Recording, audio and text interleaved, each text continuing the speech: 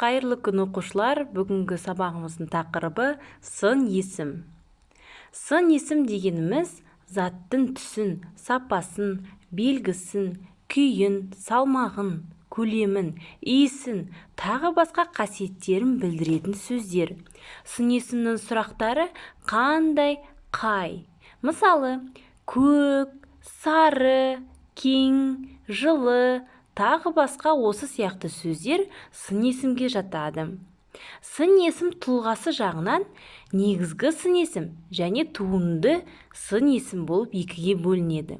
Негізгі сын есім дегеніміз есімдерге түбір сын есім жатады. Түбір сын есім жұрнақсыз, басқа сөздермен бірікпей, қосарланбай, тіркеспей, жеке тұрып ақ сынды мағына береді. Мысалы, көк, сары, кең, жылы, таза, алыс, терең, осы сияқты сөздер негізгі сын есім болады.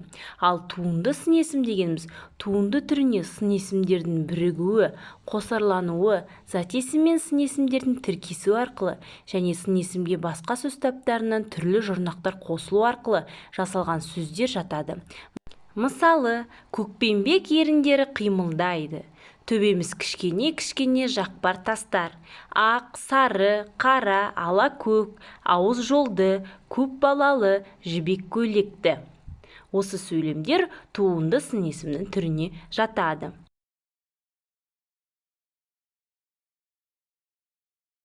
Сын есім, дара сын есім, күрделі сын есім болып екіге бөлінеді. Дара сын есім деп құрамы бір ғана сөзден тұратын сындық мағыналы сөздерді атаймыз. Мысалы, әдемі, жақсы, күлкішіл, ұзын, қоңыр, таңғы, тағы басқа осы сияқты сөздерді дара сын есім дейміз. Ал күрделі сын есім дегеніміз ең кемі екі сөзден құралып, бір сындық ұғымды білдіретін сөздерді атаймыз. Мысалы, күрең қызыл, қара ала, осы сияқты сөздер жатады. Сын есім мағынасына қарай сапалық сын есім, қатыстық сын есім деп екіге бөлінеді. Сапалық сын есім деп заттың түрі, түсін, сапасы мен сынын, көлемі мен аумағын білдіретін бір морфемалы сөздерді атаймыз. Мысалға, ақ, көк, үлкен, жақсы, биік, жаман, қызыл, кең, тар, жалпақ, тағы басқа сөздерді сапалық сын есім дейміз.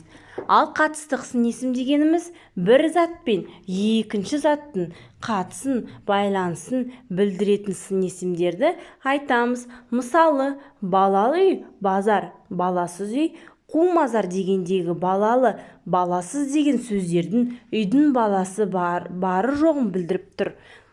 Қатыстық сын есімдер қай сөзден жасалса, сол сөздің мағынасымен байланысып, кейде сол сөзге синоним сияқты болып тұрады.